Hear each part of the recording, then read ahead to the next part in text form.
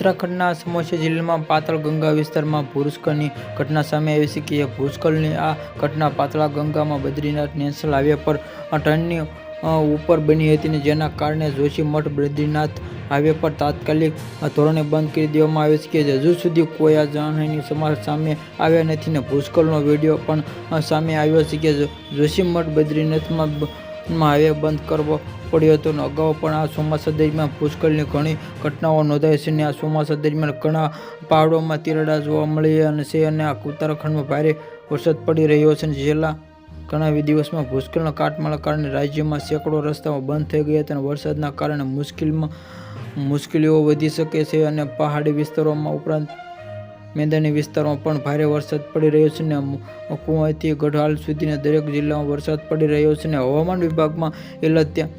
ધ્યાનમાં રાખી તમામ પ્રકારની તૈયારીઓ કરી લેવામાં આવી છે, કારણ કે તે પહેલા જ પ્રકારોની ચોમાસામાં વરસાદમાં વરસી રહેલા આ ઉત્તરાખંડ માટે કોઈ પણ રીતે સારો નથી અને કારણ કે રાજ્યમાં ડિઝાસ્ટર મેનેજર સુધી તમામ લોકો એલર્ટ મોડ